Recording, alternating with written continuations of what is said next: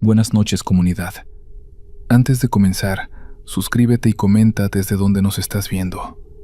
Espero que disfrutes de los relatos. Me llamo Verónica Salazar y hace 3 años crucé la frontera desde Oaxaca hacia Estados Unidos.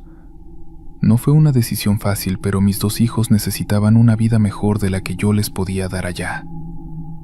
Contraté a un coyote que me prometió llevarme segura hasta Phoenix. Me costó todos los ahorros que tenía más lo que me prestaron mis hermanos. Lo que nunca me dijeron es que el verdadero peligro del cruce no iba a ser la migra ni el desierto, sino algo que todavía no logro explicar. El grupo con el que crucé éramos 11 personas, familias como yo, gente trabajadora, buscando oportunidades. Salimos una noche de agosto desde un pueblo cerca de Nogales. El coyote se llamaba Javier, un tipo serio que parecía conocer bien el terreno.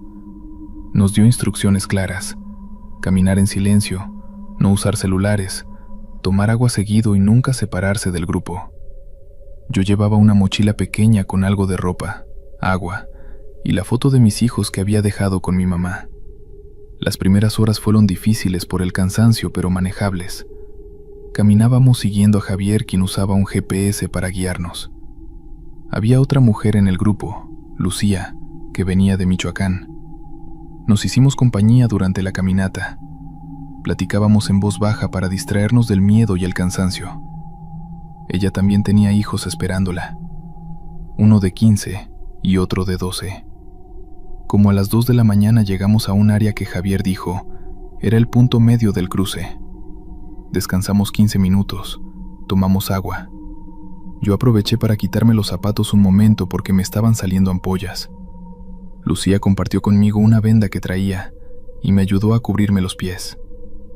Esos pequeños gestos de solidaridad entre desconocidos son algo que nunca voy a olvidar. Seguimos caminando y como a la media hora Javier se detuvo de repente.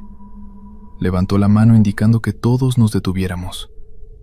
«Hay algo adelante», dijo en voz baja. «Quédense aquí y no hagan ruido». Se adelantó como 20 metros para revisar. Regresó con cara de preocupación. «Hay un campamento delante. No sé si es de rancheros o de la migra. Vamos a tener que rodearlo. Nos va a tomar más tiempo». Empezamos a caminar en una ruta diferente, alejándonos del camino original. El terreno se puso más difícil. Había más rocas y la vegetación era más densa. En un momento yo me resbalé y caí golpeándome la rodilla. Lucía me ayudó a levantarme. «¿Estás bien?», me preguntó. Le dije que sí, aunque me dolía bastante. No podía quedarme atrás. Tenía que seguir. Después de rodear el área que Javier había visto, intentó verificar nuestra posición en el GPS, pero la pantalla parpadeaba raro. «Se está quedando sin batería», murmuró. Sacó una batería portátil de su mochila y la conectó, pero el GPS seguía fallando. «No importa, conozco el área. Podemos seguir sin GPS», dijo, aunque no sonaba tan seguro como antes. Caminamos otra hora más cuando uno de los hombres del grupo señaló hacia nuestra derecha. «Miren, hay una luz allá». Todos volteamos. Y efectivamente, había una luz en la distancia. Parecía una casa o alguna construcción. «Esa luz no debería estar ahí», dijo Javier confundido. «No hay ninguna casa en esta área según el mapa». Decidimos alejarnos de esa luz y seguir nuestro camino, pero conforme caminábamos, la luz parecía seguirnos, no importaba en qué dirección fuéramos. Siempre estaba ahí en la distancia, a la misma distancia de nosotros. «Esto no está bien», dijo Lucía junto a mí. Tenía razón, algo no cuadraba. Javier empezó a caminar más rápido tratando de alejarse de esa luz. El grupo lo seguimos lo mejor que pudimos. Después de un rato la luz desapareció. Todos respiramos aliviados, pensando que habíamos logrado perderla, o que simplemente era alguna construcción que ya habíamos pasado. Seguimos caminando en lo que creíamos era dirección norte. El cielo empezaba a aclararse un poco. Pronto amanecería. Javier dijo que eso era bueno. Con luz del día podría orientarse mejor. Pero cuando amaneció completamente, Javier se detuvo mirando alrededor con cara de confusión total. «Esto no puede ser», dijo. «¿Qué pasa?», preguntó alguien. Javier señaló hacia una formación rocosa frente a nosotros. «Esa roca, ya la pasamos. Hace como 2 horas». Todos miramos la roca. Yo no estaba segura de haberla visto antes, pero Javier insistía. «Estamos caminando en círculos». Eso desató pánico en el grupo. «¿Cómo vamos a estar en círculos si hemos caminado en línea recta?», preguntó uno de los hombres molesto. Javier sacó su GPS, que finalmente había vuelto a funcionar. Revisó nuestra posición y se puso pálido. «Estamos exactamente donde estábamos hace 3 horas. Hemos estado caminando, pero no nos hemos movido del lugar». «Eso es imposible», dijo Lucía. Pero cuando Javier nos mostró el GPS, efectivamente nuestras coordenadas eran casi idénticas a las de 3 horas atrás. Habíamos caminado kilómetros, sintiendo que avanzábamos, pero según el GPS habíamos estado dando vueltas en un área muy pequeña. «Tiene que ser un error del aparato», dijo alguien. Pero todos sabíamos que algo más estaba pasando. El grupo empezó a discutir. Algunos querían regresar, otros querían seguir. Yo solo pensaba en mis hijos y en que tenía que llegar como fuera. Javier intentaba calmar a todos, cuando de repente vimos algo que nos dejó helados. A lo lejos, caminando hacia nosotros, venía un grupo de personas. Eran como 7 u 8 figuras. «Es la migra», susurró alguien. Pero Javier negó con la cabeza. «No, ellos vienen en camionetas o a caballo. No caminan así». Las figuras se acercaban lentamente. Conforme se acercaban, podíamos ver que traían ropa común, no uniformes. Parecían ser migrantes como nosotros. Cuando estuvieron más cerca, uno de ellos levantó la mano saludando. «¿Van para el norte?», nos preguntó. Javier respondió con cautela. «Sí, ¿ustedes?». El hombre asintió. «Nosotros también, pero llevamos días perdidos aquí. No podemos encontrar la salida». Sus palabras me pusieron la piel de gallina. Lucía me agarró del brazo asustada. «¿Días?», preguntó Javier. «¿Cuántos días exactamente?». El hombre se rascó la cabeza pensando. «No estoy seguro. Tal vez 3, tal vez más. Perdimos la cuenta». El grupo del hombre se veía mal, demacrados, con la ropa sucia y rasgada. Una mujer de su grupo lloraba en silencio. «No hay salida», decía. «Seguimos caminando, pero siempre terminamos en el mismo lugar». Otro de ellos agregó. «Y de noche viene la luz, esa luz que nos persigue. No sabemos qué es, pero cuando nos acercamos a ella, sentimos que nos jala». Javier intentó mantener la calma. «¿Tienen GPS, brújula, algo?». El hombre negó. «Nuestro guía se fue hace 2 días.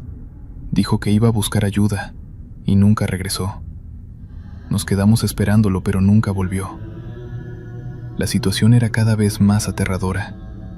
Estábamos atrapados en algún tipo de área de la que no podíamos salir. «Tenemos que intentar salir juntos», dijo Javier. «Entre más seamos, mejor». Los 2 grupos nos juntamos. Ahora éramos como 18 personas.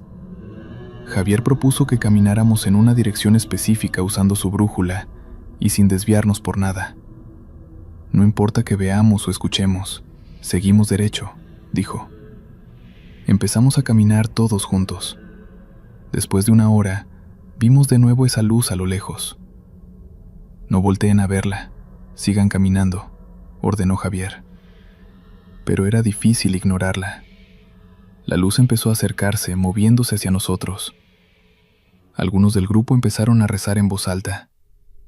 Yo agarré la mano de Lucía y seguimos caminando sin mirar atrás. La luz se puso justo detrás de nosotros. Podíamos sentir el calor que emanaba. «No se detengan», gritaba Javier. Seguimos caminando, casi corriendo, y entonces, tan repentino como había aparecido, la luz desapareció.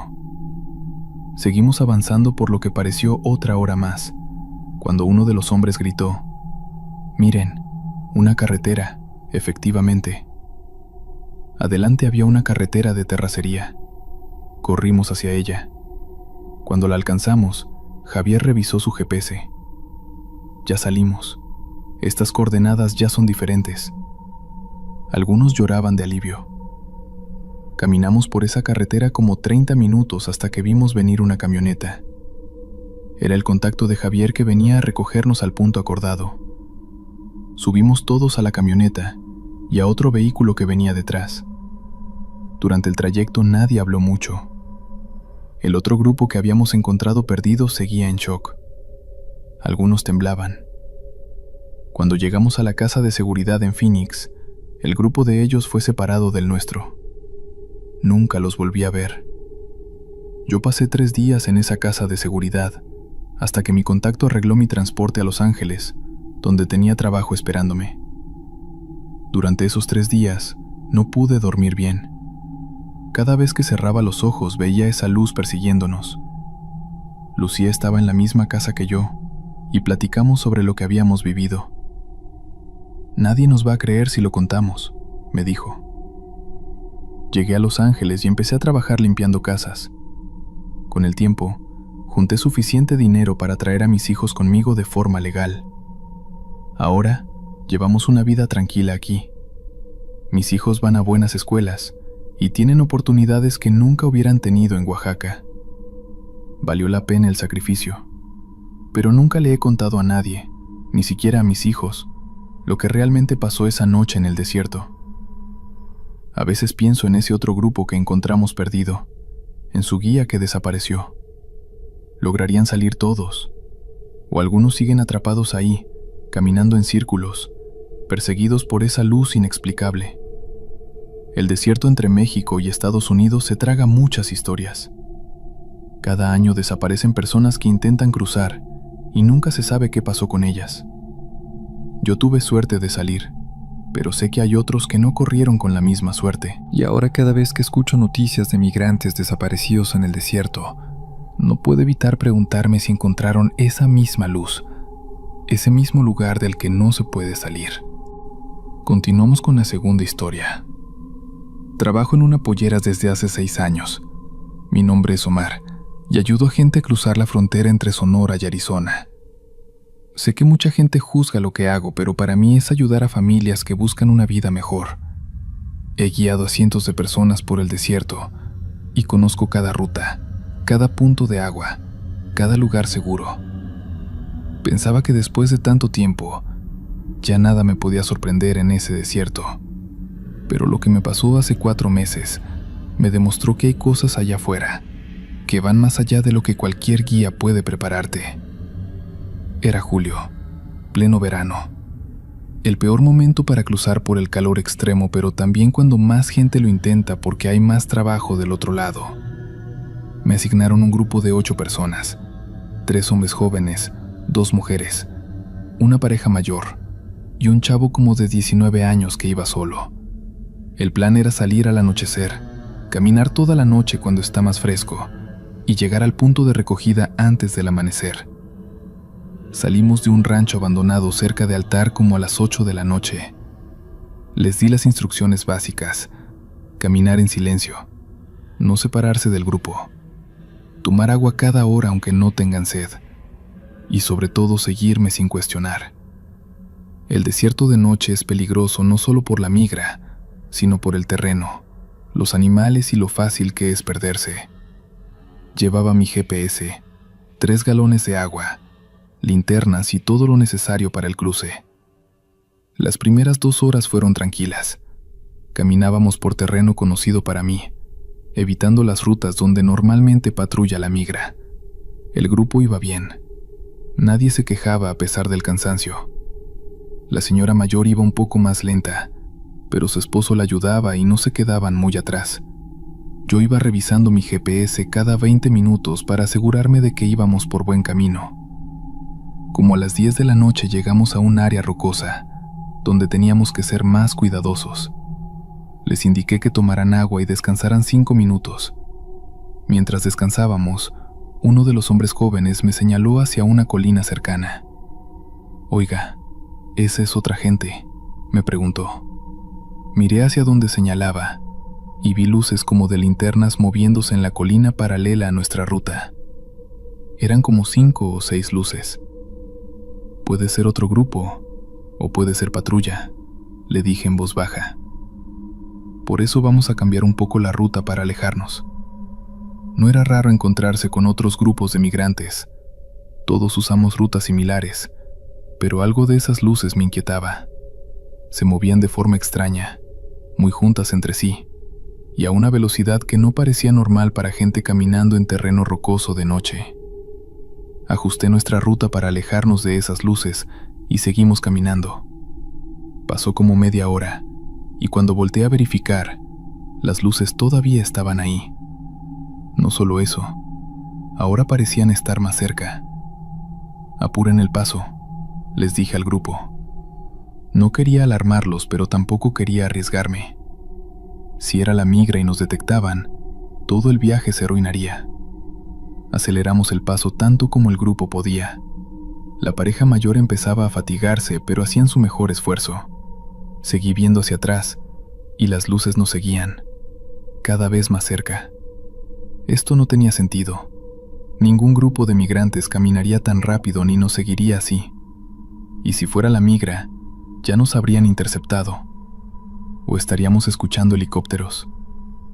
«¿Quiénes son?», preguntó una de las mujeres con miedo en la voz. «No lo sé», admití. Esa honestidad pareció asustarlos más, pero preferí ser sincero.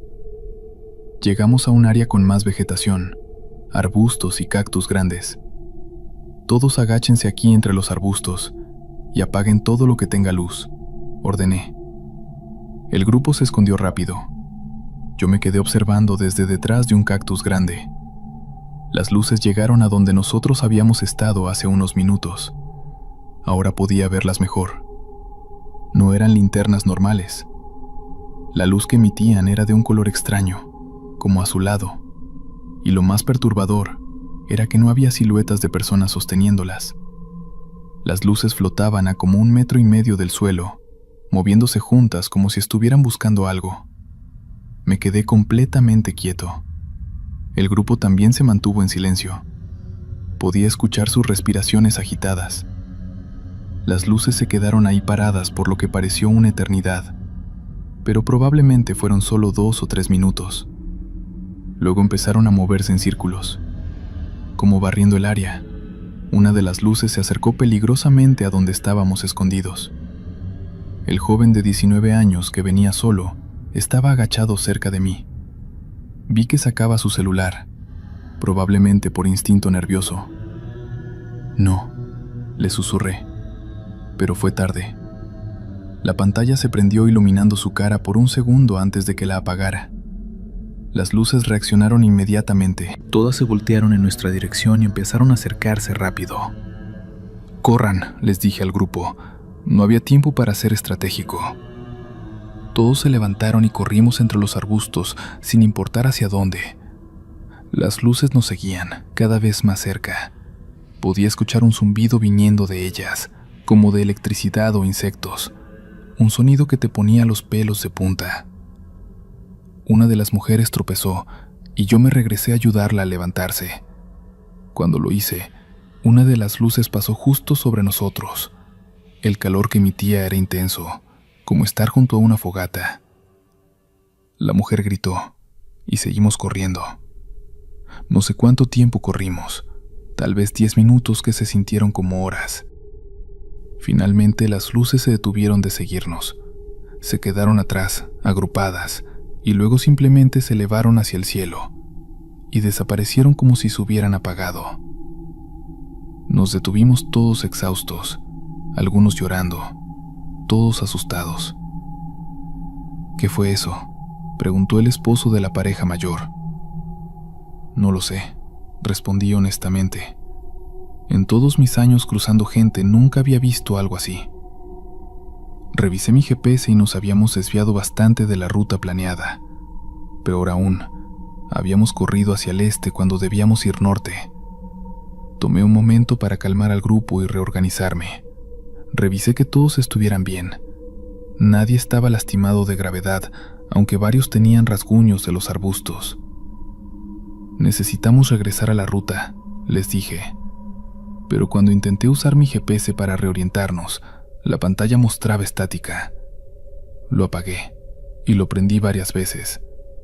No funcionaba. Mi celular tampoco tenía señal, lo cual era normal, pero tampoco me dejaba abrir el mapa offline que tenía descargado. ¿Estamos perdidos?, preguntó el joven que había prendido su celular. Técnicamente sí, pero no quería admitirlo. Estamos desviados, pero conozco el área. Puedo guiarlos. Mentí parcialmente. Conocí el desierto en general, pero no exactamente dónde estábamos en ese momento. Miré las estrellas tratando de orientarme. Identifiqué el norte y empezamos a caminar en esa dirección. Caminamos por 2 horas más.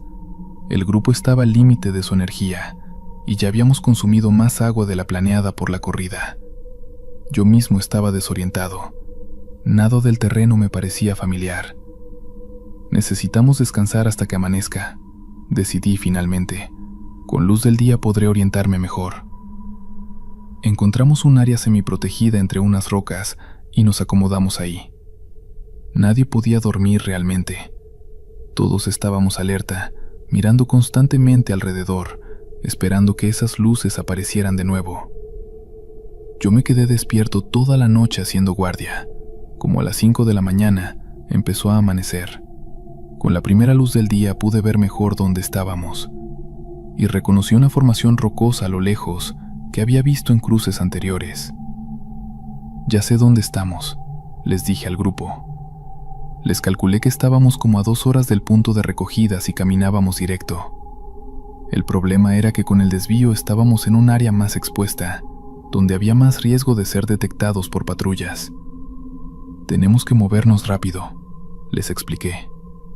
El grupo, aunque exhausto, entendió la urgencia. Caminamos lo más rápido que pudimos por terreno abierto. A mitad de camino tuvimos que escondernos porque pasó un helicóptero de la patrulla fronteriza. Esperamos 20 minutos hasta que se alejó y continuamos. Finalmente, como a las 8 de la mañana, llegamos al punto de recogida. Los vehículos ya estaban ahí esperando, con otros 2 grupos que habían cruzado por rutas diferentes. Subimos al grupo y yo me subí también. Durante el viaje hacia la casa de seguridad, nadie habló de lo que habíamos visto. Era como si todos hubiéramos acordado silenciosamente no mencionarlo. Pero cuando llegamos y el grupo se bajó, la pareja mayor se me acercó. «Gracias por sacarnos de ahí», me dijo el señor. «Esas cosas, sean lo que sean, no eran de este mundo. Esa fue mi última vez como guía». Le dije a mi contacto que ya no podía seguir haciéndolo. Inventé una excusa sobre mi familia. La verdad es que no podía quitarme de la cabeza esas luces, ese zumbido, esa sensación de estar siendo cazado por algo que no entendía. He escuchado historias de otros coyotes sobre cosas extrañas en el desierto, luces inexplicables, voces que llaman tu nombre, sombras que caminan solas. Siempre pensé que eran exageraciones o alucinaciones por el calor y el cansancio, pero ahora sé que hay algo más ahí afuera. El desierto guarda secretos que van más allá del peligro de la migra o los elementos naturales. Hay cosas que habitan esas tierras vacías, cosas que tal vez han estado ahí desde antes de que hubiera fronteras o migrantes. Y esas cosas no quieren ser encontradas, o tal vez están buscando algo que no podemos comprender. Vamos con la tercera historia. Nunca imaginé que una simple pregunta en medio del desierto pudiera marcarme para siempre. Pero esa madrugada entendí que no todo lo que se encuentra en el camino es humano o está vivo. Yo venía cargando semanas de cansancio, hambre y ese miedo constante que te acompaña cuando cruzas territorio desconocido sin papeles, sin guía y sin nadie que responda si algo sale mal. Aún así, nada me preparó para lo que pasó aquella noche. Yo había salido de un pequeño grupo 2 días antes. Íbamos juntos desde la frontera sur, pero empezaron los problemas. Broncas internas, ritmos distintos gente que quería avanzar más rápido y otros que simplemente no podían seguir. Al final decidí caminar solo un tramo para evitar discusiones. Lo hice confiado, pensando que luego podría alcanzar a otros migrantes más adelante, como ya había pasado antes. Era la madrugada y el frío golpeaba fuerte. Las dunas brillaban apenas con la luz muy tenue de una luna escondida entre nubes delgadas. El silencio era extraño, casi demasiado perfecto, como si algo estuviera esperando a que yo bajara la guardia. Llevaba horas sin ver a nadie, y cuando uno pasa tanto tiempo solo, la cabeza empieza a jugarte en contra. Caminaba con la mirada fija en mis propios pasos cuando escuché algo que no debía estar ahí. Unas pisadas rápidas, suaves, como si alguien más estuviera caminando cerca, pero sin intentar ocultarse. Al principio pensé que era un animal. Me detuve un segundo a escuchar, pero las pisadas también se detuvieron. Me dio desconfianza. Aceleré el paso sin voltear, porque uno aprende pronto que a veces es peor mirar. El aire se volvió más frío de repente, lo suficiente para que me doliera respirar. Fue entonces cuando escuché una voz a mi lado, tan clara como si hubiera salido de la nada. «Disculpa, voy bien para la ruta norte». Me giré tan rápido que casi tropecé, y ahí estaba ella, una mujer, morena, pelo largo, amarrado en una coleta floja. Cargaba una mochila pequeña, demasiado pequeña para alguien que cruzaba un desierto así. Sus ojos estaban muy abiertos, como si no hubiera dormido en días, pero no mostraba miedo, solo vacío. Eso es lo que recuerdo, un vacío raro. Me quedé congelado. No sabía cómo no la había visto acercarse. No había ruido, ni luz, ni señales de que viniera desde alguna dirección. Simplemente estaba ahí. ¿La ruta norte?, repetí para ganar tiempo. Sí, creo que es por aquí. Yo también voy hacia allá. Ella asintió con un gesto lento, casi mecánico. Gracias. ¿Puedo caminar contigo unos minutos? Tomé aire. Algo no me cuadraba, pero no iba a dejar a alguien solo en medio del desierto. Todos sabemos lo que eso significa. Sí. Claro, le respondí. Comenzamos a caminar. No hablaba, no respiraba fuerte, no hacía ruido, ni sus pasos sonaban. Yo pensaba que quizá estaba demasiado cansado para escuchar bien, pero aún así, algo en mi cerebro insistía en que aquello no era normal. Después de unos minutos quise romper el silencio. ¿De dónde vienes?, pregunté. Del sur, contestó sin detalles. ¿Viajas sola? Sí. ¿Desde cuándo? Hubo un silencio. Largo. Muy largo. Finalmente respondió. Desde que me quedé atrás. Ahí fue cuando empecé a sentir un peso extraño en el pecho, como si algo avisara que debía detener esta conversación. Pero ya era tarde. La mujer seguía mirando al frente, sin parpadear. En un momento me animé a voltear para mirarla mejor. Quería ver si estaba herida, si realmente estaba bien, pero cuando volteé, ya no estaba. Desapareció. No había huellas, no había sombra, no había nada. Solo el desierto vacío y oscuro a mi alrededor. Me quedé en shock. Con la garganta seca, grité un «Oye», casi desesperado, esperando respuesta. Pero lo único que escuché fue el viento arrastrando arena. Di un paso hacia donde debería estar ella, pero algo me frenó, como un instinto muy profundo que decía que no debía seguir. No supe si arrancar a correr o quedarme quieto. Terminé apretando mi mochila y caminando rápido, sin mirar atrás. El resto de la madrugada fue un infierno. Cada sonido me hacía pensar que alguien venía detrás. Cada sombra parecía tener forma humana. Incluso sentí varias veces que alguien caminaba junto a mí, aunque no hubiera nadie. Amaneció sin que yo durmiera nada. El cielo tomó un tono naranja, y finalmente vi algo que me dio alivio. Un pequeño grupo de migrantes, descansando cerca de unas rocas grandes. Me acerqué con paso débil, casi tambaleando. Uno de ellos me vio primero.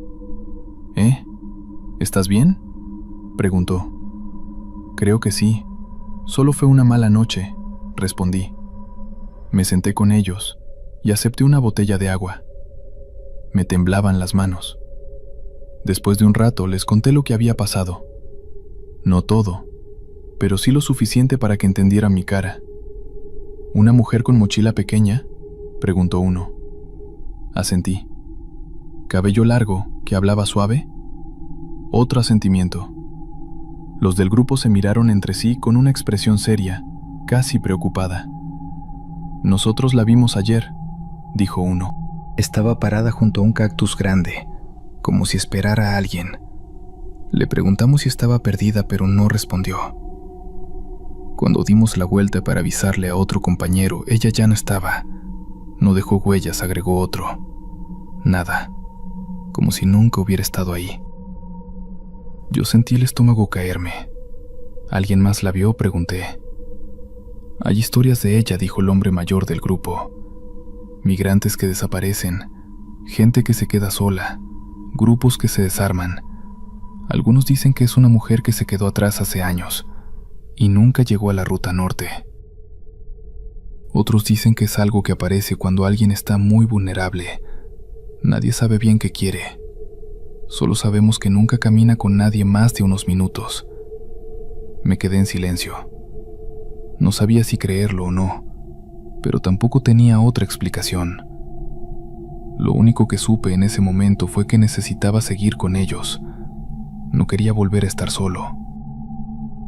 Durante los siguientes días avanzamos juntos, siempre en grupo. A veces, por las noches, cuando nos deteníamos a descansar, escuchaba pasos alrededor del campamento. Nunca vimos a nadie, pero todos sabíamos que el desierto guarda más historias de las que se cuentan. Desde aquella madrugada, cada vez que camino por un tramo oscuro, me da miedo escuchar a alguien preguntar: ¿voy bien para la ruta norte? Porque si vuelve a aparecer, no estoy seguro de que esa vez me deje ir. Historia 4. Me llamo Rafael Murillo, y hace 4 años dejé mi pueblo en Zacatecas para intentar llegar a Houston. Mi esposa estaba embarazada de nuestro segundo hijo, y el taller mecánico donde trabajaba apenas me daba para comer. No fue una decisión fácil, pero cuando uno ve a su familia comiendo cada vez menos, entiende que quedarse también es una forma de morir. Me uní a un grupo que saldría desde un punto cerca de Ciudad Juárez. Éramos 9 personas, 3 muchachos de Jalisco, una pareja mayor de Guerrero, una mujer llamada Brenda que venía de Sinaloa, un chavo como de 20 años llamado Eliseo, y yo. El guía, al que todos llamaban el Güero, era un hombre joven, flaco, con bigote ralo y una voz tranquila que inspiraba confianza. Cobraba caro, pero aseguraba conocer rutas donde ni los drones ni los sensores de calor llegaban. Cada uno llevaba solo una mochila pequeña. A mí me recomendaron traer agua, unas latas, suéter ligero y una manta térmica. En la bolsa interior guardé una foto de mi esposa y mi hija de 3 años. Era lo único que no podía dejar atrás. Salimos una noche sin luna. El Güero nos pidió caminar separados por unos metros para no dejar un rastro obvio. No prendan celulares para nada, dijo, y pase lo que pase, no se alejen del grupo. Era un terreno seco, lleno de piedras filosas. A la hora ya sentía las plantas de los pies ardiendo, pero apreté el paso. Los demás también iban en silencio, concentrados en avanzar. A eso de las 2 de la mañana, llegamos a una zona que él llamó La Plancha, terreno completamente plano, sin vegetación, cubierto de tierra dura. Según el Güero, era el punto más crítico porque desde lejos se veía cualquier movimiento. Nos dijo que cruzáramos rápido, sin detenernos. Todo marchaba relativamente bien, hasta que Brenda susurró. ¿Escucharon eso? Era un sonido tenue, como un silbido muy largo, sostenido, que parecía venir del viento. Algunos se quedaron quietos, mirando alrededor. No se veía nada. No había luces, no había animales, no había nada que pudiera producir ese sonido. El güero nos hizo una seña irritada como diciendo, no pasa nada, y seguimos. Pero el silbido se repitió, más largo, más claro. Yo intenté ignorarlo, pero sentí que la piel se me enchinaba. Caminamos otros 10 minutos, y de pronto, Eliseo se detuvo. Oigan, ¿y esas huellas? Todos miramos. A unos metros había una fila de pisadas perfectamente marcadas, como si varias personas hubieran pasado corriendo en la misma dirección. Pero lo extraño era que las huellas estaban frescas, como si alguien hubiera pasado, hacía minutos, y sin embargo no había nadie. El güero frunció el ceño. No les hagan caso, aquí la arena mueve cosas, vámonos. Seguimos, pero conforme avanzábamos comenzaron a aparecer más, docenas de pisadas todas en la misma dirección, todas recientes, todas de diferentes tamaños. Nadie quería decirlo, pero esas pisadas parecían de gente huyendo. Brenda murmuró, «Esto no es normal». El silbido volvió, esta vez detrás de nosotros, y luego, por primera vez escuchamos otra cosa. Pasos, pasos rápidos, pasos que no eran de ninguno del grupo. El güero nos apuró, sin gritar pero con urgencia real. Caminando, vámonos, no volteen, rápido. El corazón me latía tan fuerte que sentía que me iba a desmayar. Los pasos se acercaban, eran muchos, como si un grupo entero viniera detrás de nosotros, a pocos metros. Pero cuando volteé, no vi nada, nada más que la planicie oscura. Seguimos acelerando, casi corriendo, hasta llegar a una zona con arbustos secos donde el güero dijo que descansaríamos 5 minutos. Nadie quiso sentarse, nadie quería pagar esa adrenalina que era lo único que nos mantenía en pie. Eliseo fue el primero en hablar. Juro por Dios que alguien venía atrás de nosotros. Escuché cómo respiraban. La pareja de Guerrero estaba temblando. Brenda no paraba de mirar sobre su hombro. ¿Tú sabías de esto?, le pregunté al güero. ¿Qué es esa cosa? Él negó, pero no parecía convincente. No es nada. El desierto engaña, pero su voz tembló apenas. Yo lo noté. Seguimos caminando, y la sensación de ser observado se intensificó. Era como si cientos de ojos nos siguieran desde la oscuridad. Cada tanto escuchábamos ese silbido largo, que resonaba como si estuviera al lado de nuestras orejas. A pesar de que no venía de ningún lugar real, cerca del amanecer, la mujer de Guerrero gritó, «Ahí, hay gente». Todos volteamos. A la distancia, entre la bruma del alba, se veían sombras, no personas completas, sombras que caminaban encorvadas, en silencio, todas en la misma dirección. Eran muchas, cientos. El güero palideció. «No se acerquen, no los miren fijo, solo sigan».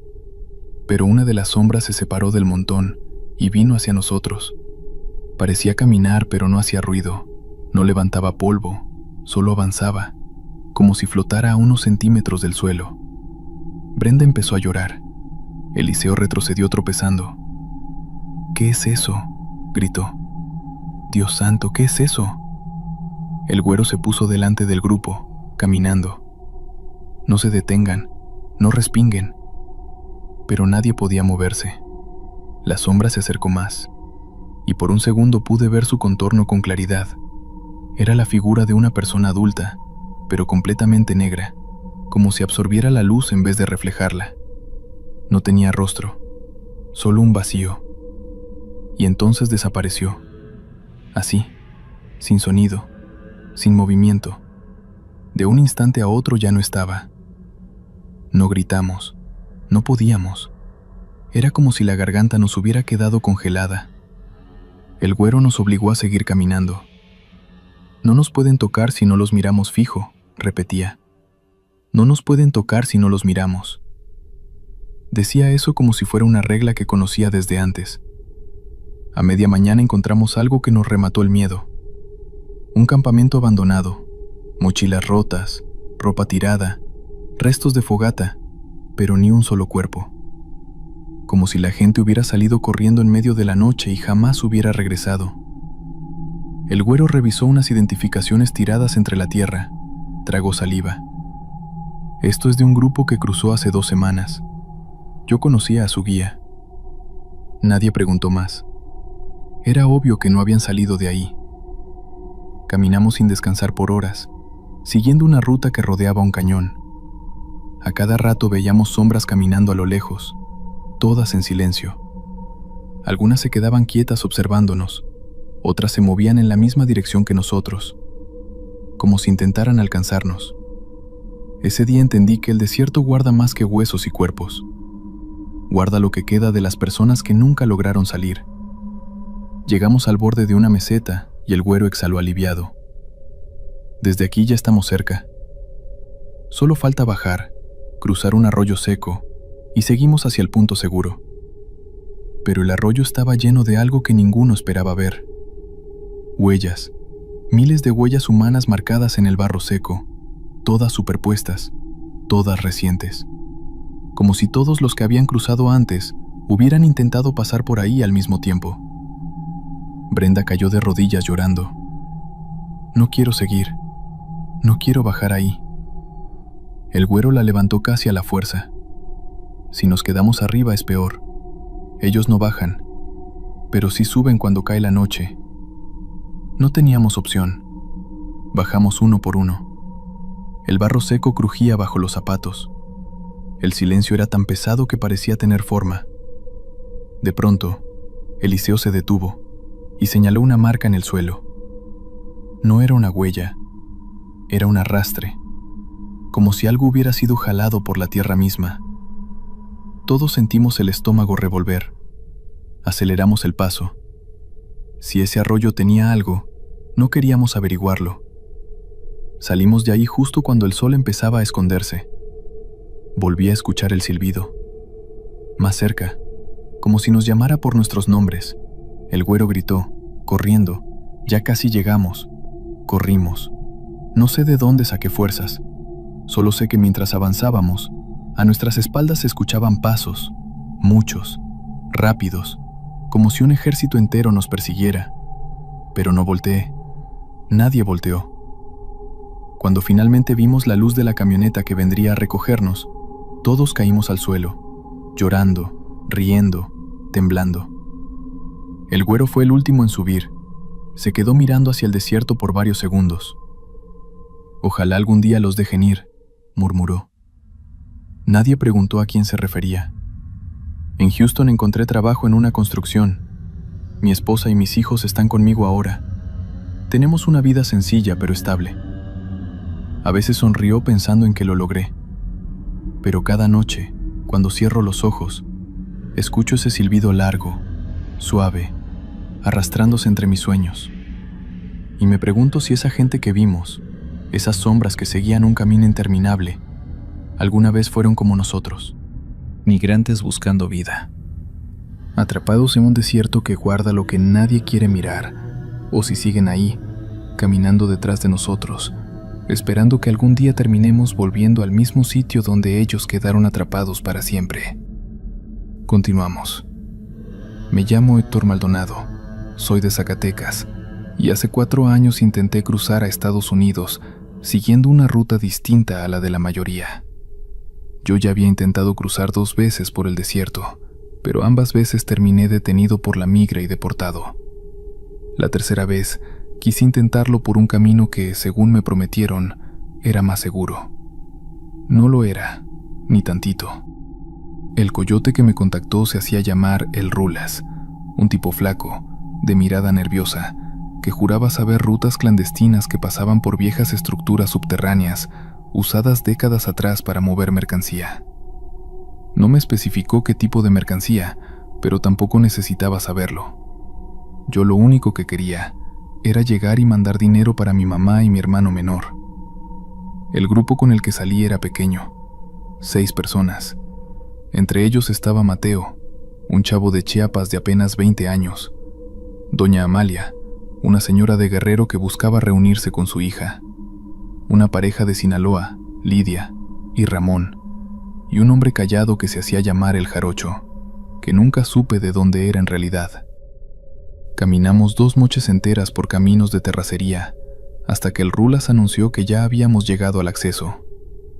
Esperaba algún túnel grande, algo como en las noticias, pero no. Era una entrada diminuta, escondida entre arbustos secos y rocas, cubierta por una lámina oxidada y asegurada con un candado viejo que él rompió con una cizalla. De aquí en adelante, nadie prende el celular, dijo mientras nos hacía señas para entrar. Es un tramo corto, unas 2 o 3 horas. Está húmedo y huele feo, pero es seguro. Si hubiera sabido lo que pasaría allá adentro, hubiera preferido caminar por el desierto 100 veces.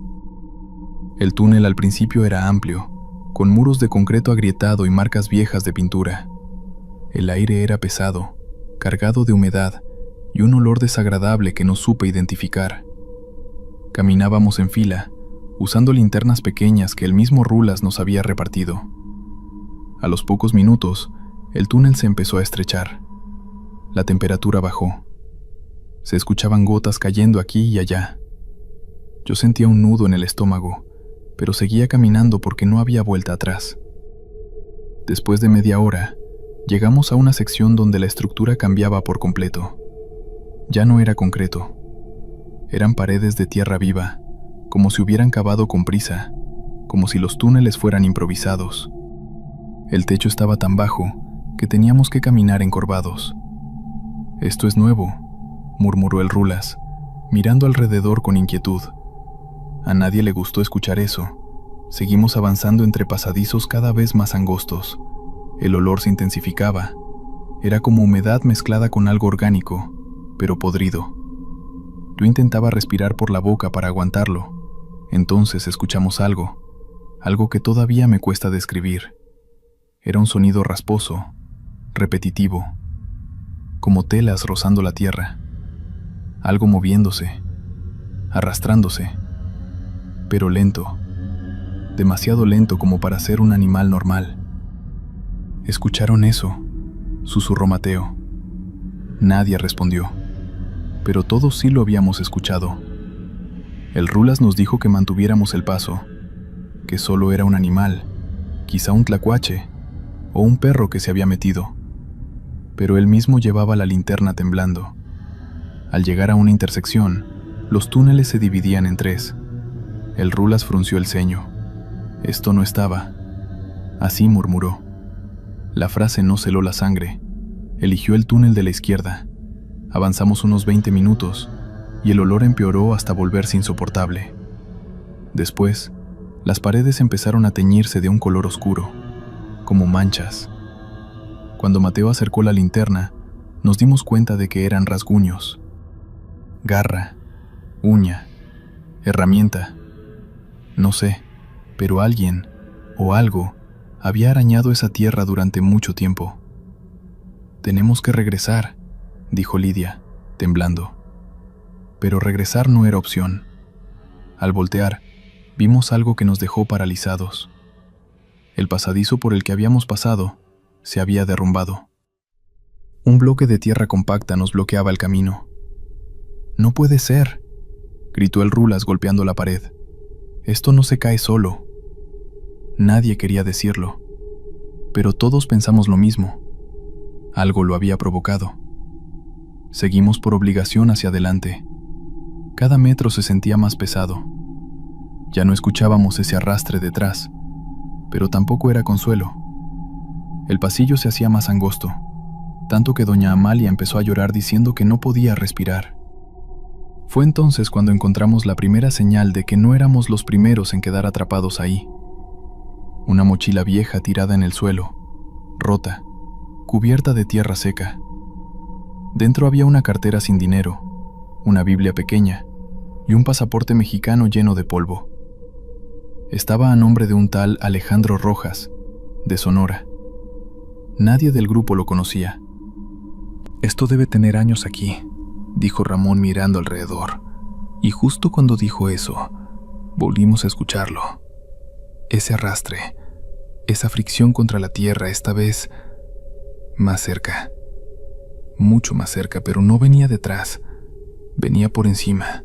Todos levantamos la mirada. El techo estaba cubierto de marcas de garras, como si algo se moviera entre las capas superiores de tierra, acechándonos desde arriba, siguiendo nuestros pasos. No era un animal, no se movía como uno, se movía, como si nos estuviera buscando. El Rulas nos gritó que corriéramos. Avanzamos casi a ciegas, chocando entre nosotros, tirando mochilas, arrastrando los pies como podíamos dentro del túnel estrecho. El sonido nos seguía, acompañándonos por encima, como si el techo fuera delgado y pudiera romperse en cualquier momento. Llegamos a una cámara más amplia, como un cuarto subterráneo. Ahí encontramos algo que me persigue hasta hoy. Un campamento improvisado. Sacos viejos, latas oxidadas, manchas de humo en el techo. Pero lo peor eran las marcas. Había líneas talladas en las paredes, docenas, cientos, rayas verticales agrupadas de 5 en 5. Parecía que alguien llevaba la cuenta de los días, o las víctimas. No sé qué resulta más horrible. En el centro del cuarto había un agujero irregular en el suelo, como si la tierra hubiera sido removida desde abajo. Y el olor, Dios, el olor venía de ahí. Tenemos que salir, ya dijo el jarocho. Por primera vez, hablando con firmeza, escogimos el único túnel que salía de esa cámara. Y antes de entrar, se escuchó un crujido arriba, como si algo se partiera lentamente. No esperamos para averiguar qué era. Corrimos como si la vida dependiera de ello, porque así era, después de un tiempo que no sabría medir minutos, horas. No sé, vimos luz natural, filtrándose al fondo. No la perseguíamos, simplemente estaba ahí, al final del túnel. Cuando salimos, el aire fresco me quemó los pulmones. Estábamos en algún punto del monte, lejos de todo, respirando, llenos de tierra, y enteros, los que quedábamos. Porque durante la carrera, doña Amalia desapareció. Nadie vio cuándo ni cómo. Solo, ya no estaba. El Rulas quiso regresar por ella, pero Mateo lo detuvo. Si regresas, no sales, le dijo con lágrimas en los ojos. Creo que todos sabíamos que tenía razón. Tardamos horas en encontrar una carretera. Un camionero nos recogió y nos llevó a un pequeño pueblo del otro lado. Nunca volvimos a ver al Rulas. El jarocho se fue sin despedirse. Lidia y Ramón consiguieron llegar a casa de un primo en Tucson. Mateo y yo nos quedamos juntos un tiempo, trabajando en lo que fuera. Luego perdí contacto con él. Hoy vivo en Nevada, legalmente, trabajando en construcción. A veces, cuando meto las manos en tierra para cimentar, siento la piel erizarse. Me da miedo encontrar una marca, un rastro, algo de ese lugar. Nunca supe qué era lo que se arrastraba sobre nosotros. Nunca supe de quién era ese campamento, ni cuántas personas quedaron ahí abajo, sin salida. Pero a veces, cuando duermo, escucho algo raspando muy despacio, muy suave, como tierra que se abre, y despierto sudando frío. Gracias por escuchar. Esto fue Relatos en la Oscuridad. Suscríbete, deja un like y dime si te gustaron las historias de hoy. Hasta la próxima.